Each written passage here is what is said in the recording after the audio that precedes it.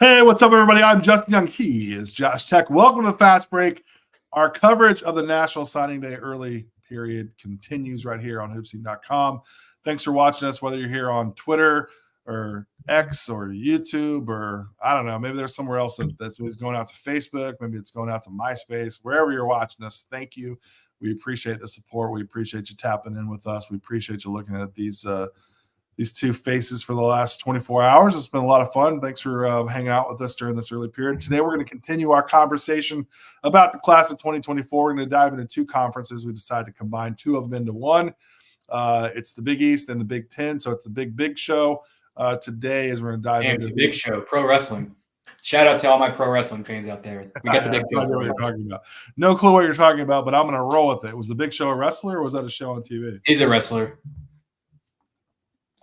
What I don't. Oh, I do know who he is. Yeah. You know who the Big Show is. Y'all know who the Big Show is. This is it. Big East, Big Ten, Big Show, and I'm watching the Big 12 because Baylor's playing at NAIA school right now. So we got all the bigs.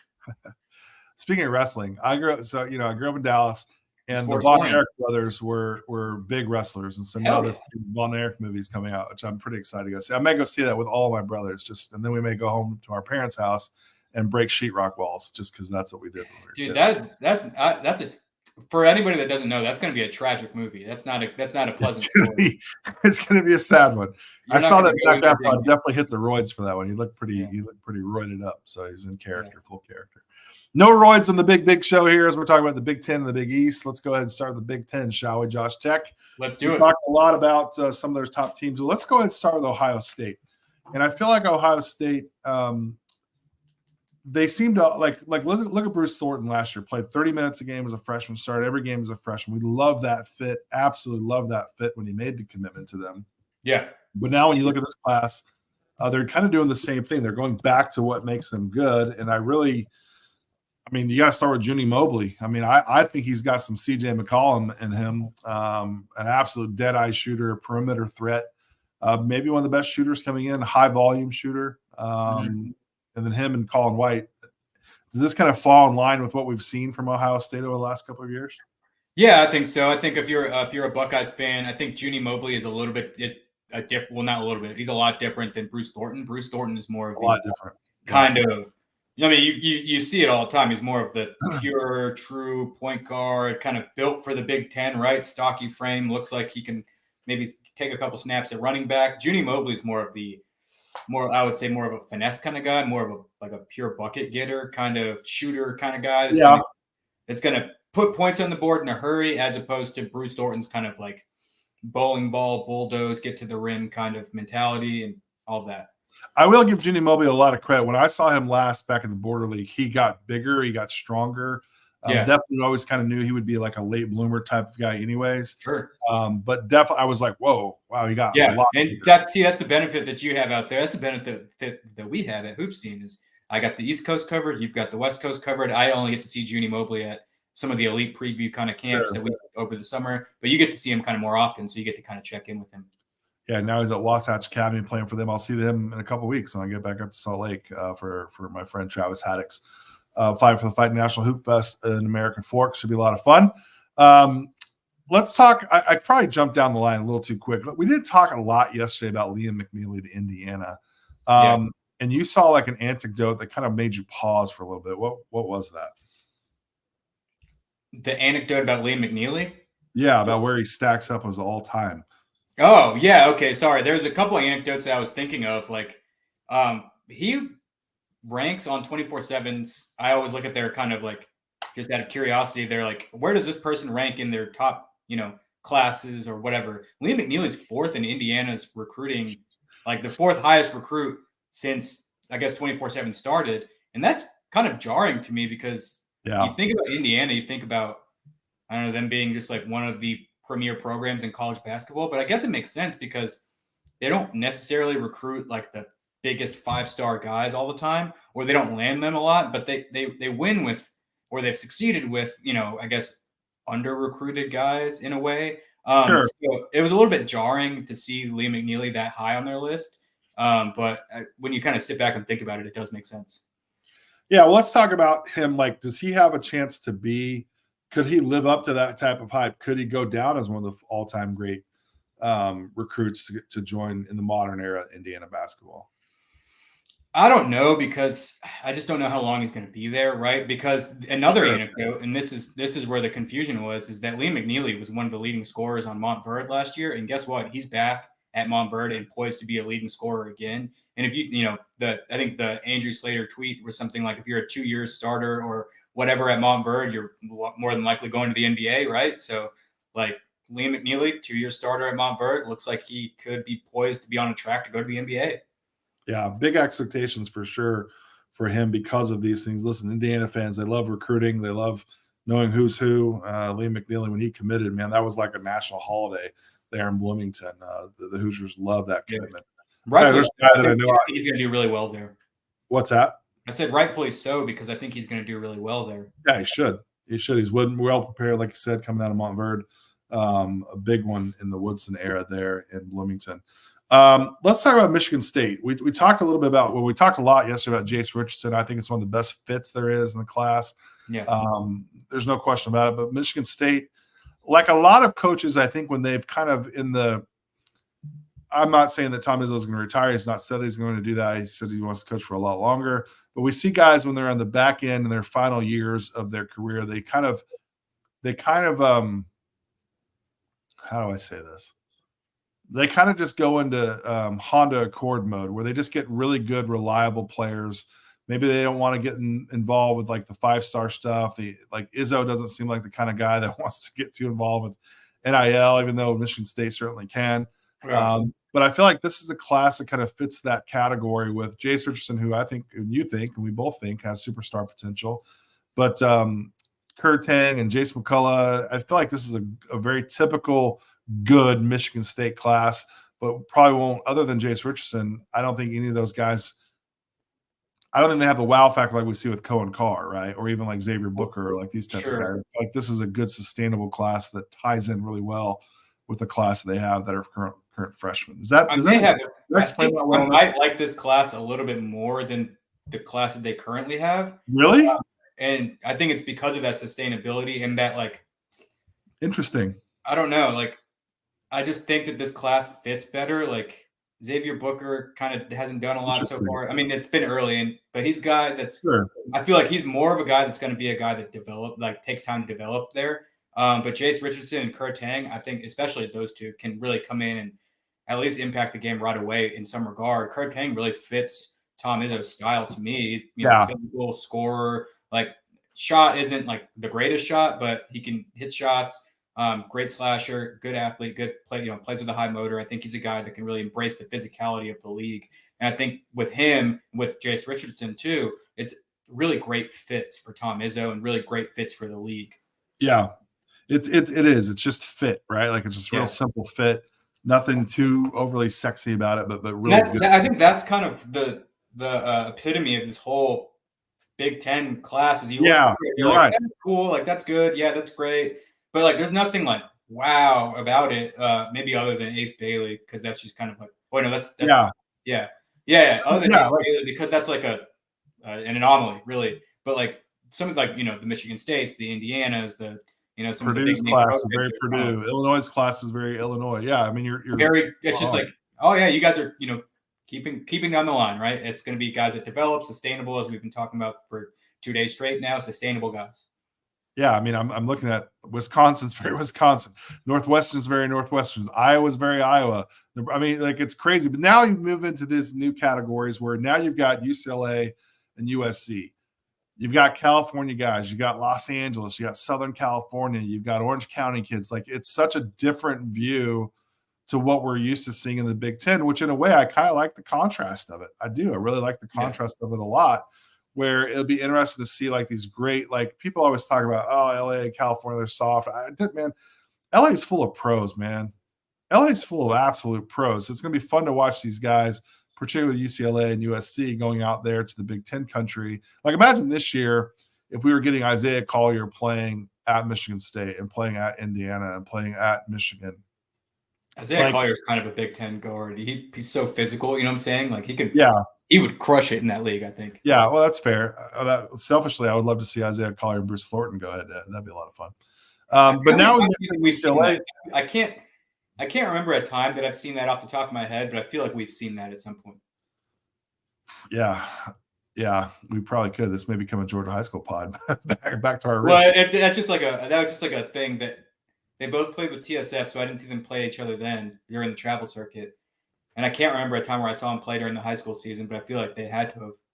Sorry, I didn't mean to derail us, but it's just no, that's fine. I'm over here just thinking like, how much will UCLA and USC like impact the league? Like, I'm really curious to see like that flavor. I feel like it's just a whole new set of crayons. You know, you're moving up from like the box of 14 crayons to the box of 64. You're like, holy crap, I have all these new colors to play around with. I think this is an interesting thing is earlier, and I wanted to bring this up earlier, but I knew we were going to talk about the Big Ten, so I wanted to pause and put a pin in it. But you brought up how Arizona might recruit Texas more, that they're moving into the Big 12. Yeah. How does USC, UCLA, Big Ten, how does that recruiting world mesh? Do these Big Ten schools go after California more? Do the California schools go after like the Midwest kind of I don't know. I think on the farm kind of guys more, or what? Like, how does that world mix? Because I know Michigan State won't change their tune. They're going to be who they are, right? Like they're going to stay true to what they are. Michigan, I could see doing that. I feel like they just kind of feel like they're Michigan. They can go recruit wherever. Yeah. I don't know, man. I feel like a lot of those Big Ten schools are going to kind of stay within who they are. They know their identity, right? Like, yeah, no, I get it. Like they know their identity. That's why the Big Ten has a flavor, right? Like you think about the Big Ten, you think about the big bruising classic bigs and physical and all this stuff. And like, yeah, I don't think it's going to change, but it's just interesting to kind of.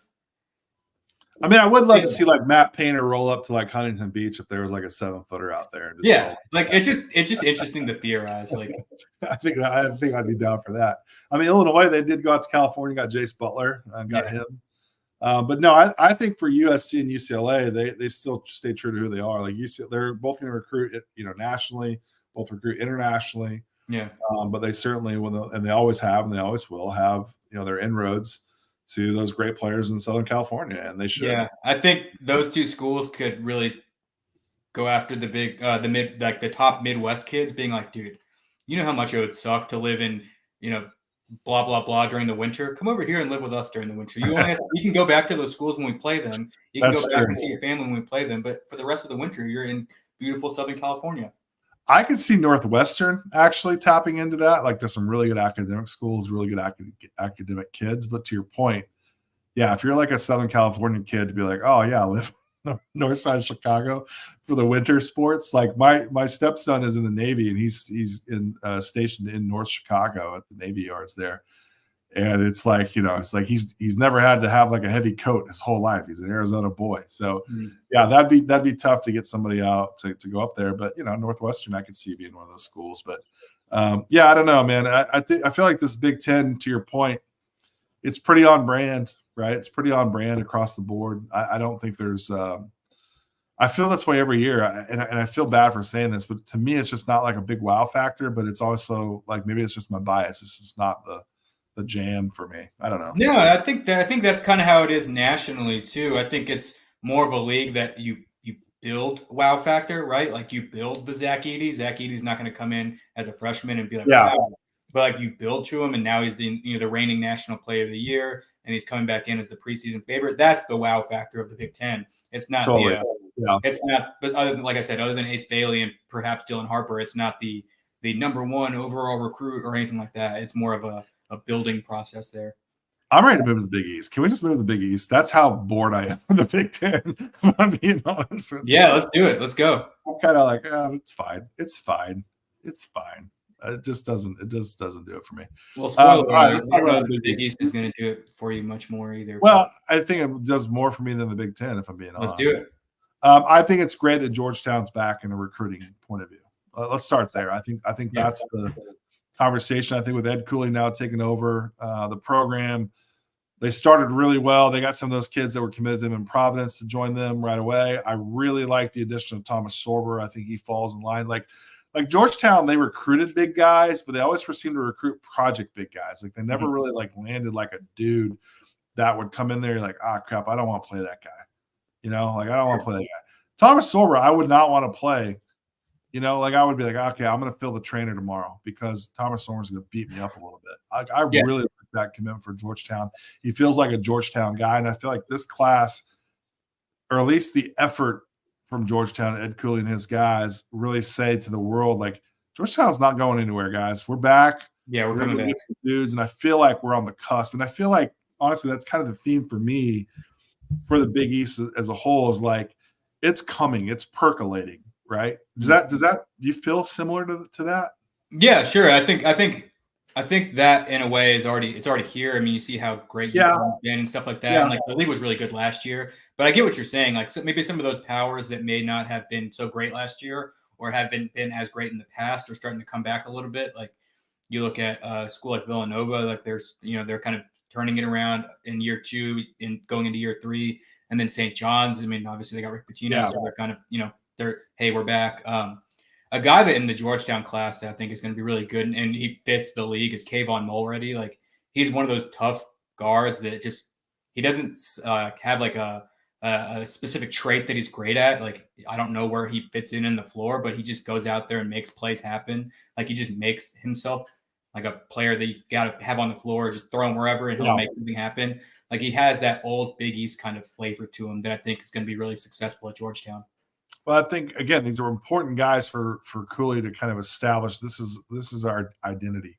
This is who we're going to be, right? This is the type of player that I'm going to be. Yeah. You mentioned Rick Pitino. I'm with you. I feel like the pinball levers just keep getting pulled back. That tension. Like I feel like somebody big is going to be joining St. John's, whether it's a transfer, something's going to happen there with St. John's because it's Rick Pitino, man. He's not going to finish his career, kind of cruising in. Like this dude's going out strong. This is kind of what Rick Pitino does. I feel like St. John's is on the cusp of something big happening, whether it's a commitment, flop, or flip. It's a transfer. Something's going to be happening there at St. John's. You can kind of feel it there in the recruiting universe.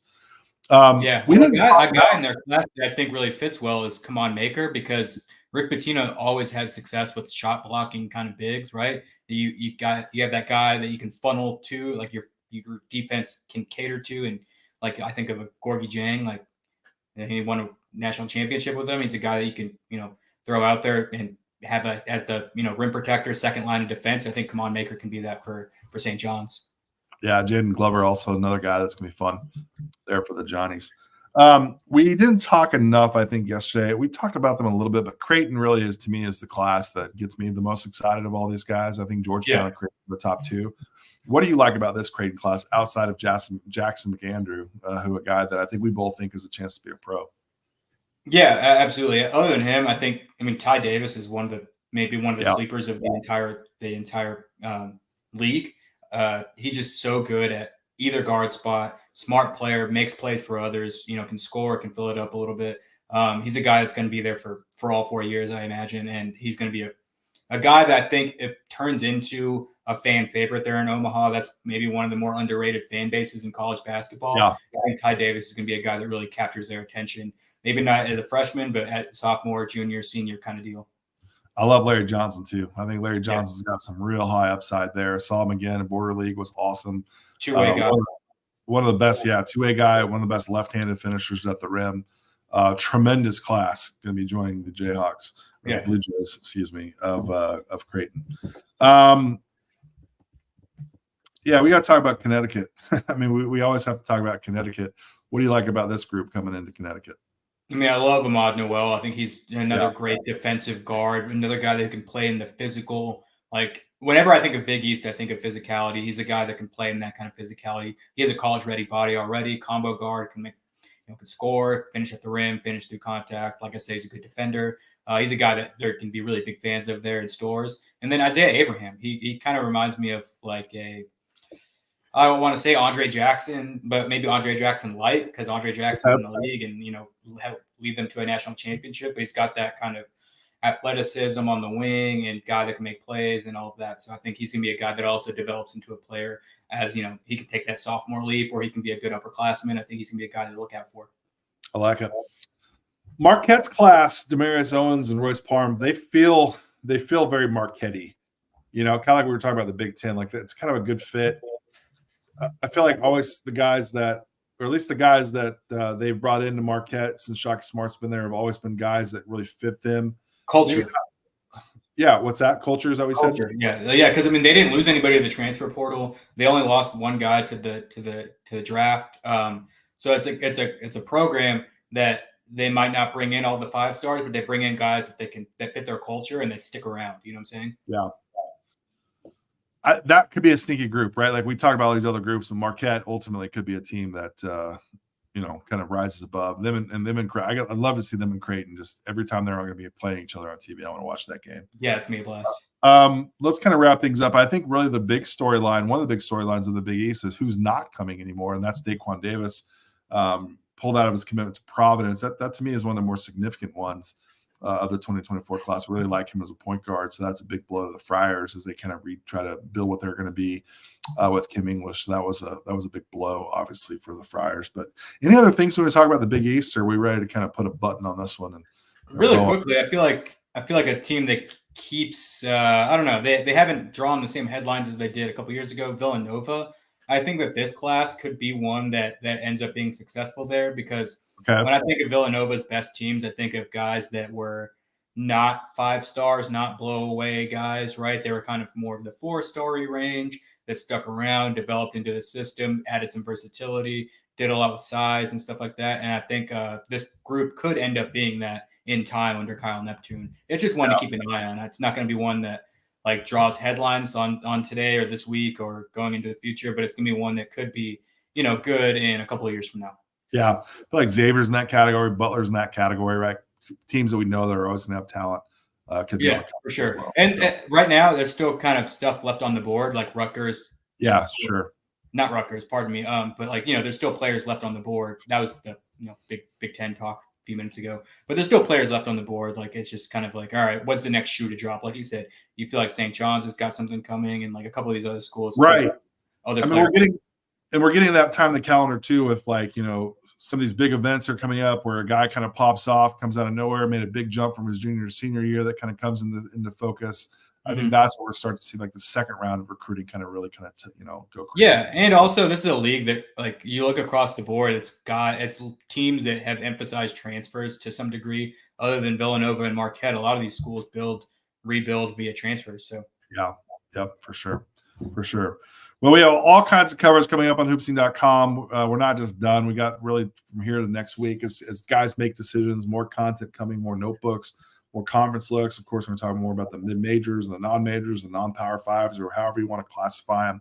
The guys going to mess up your bracket. We have a lot more stuff coming up there. I know, Josh, you've got more stuff coming up. Justin Byerly, Garrett Tucker have some stuff coming up. So make sure you stay logged on to hoopsing.com. And make sure you keep following us on Twitter, on X, like and subscribe to this video on YouTube, do all the things. Come follow us on Instagram. We've got all kinds of stuff in our 2024 schedule. If you're a travel coach, if you're involved with travel basketball, we got our entire schedule up there for 2024. The live periods moved back to May, so there's some changes there. So go check that out. We got you covered for all that stuff on hoopsing.com/events. So go come over and come play with us, man, so we can talk about you when signing day comes. It'll be a lot of fun. So for Josh Tec, I'm Justin Young. We appreciate you guys watching all these live streams. That does it for us for this week. We may have some more stuff next week, but wanted to get these involved. And thanks for watching, man. I think it's like 6-7 hours now that we've been doing this. So it's been a lot of fun. I need to wet the whistle. I think this is podcast number 6. I think so. Not a bad run. No, it's been fun. Been a lot of fun. Josh, appreciate all your insight. Appreciate all your work. And make sure you guys go follow Josh on social media and go check out all of his good stuff, his good insight, and his good coverage throughout the course of the year. We'll see you next time. Take care.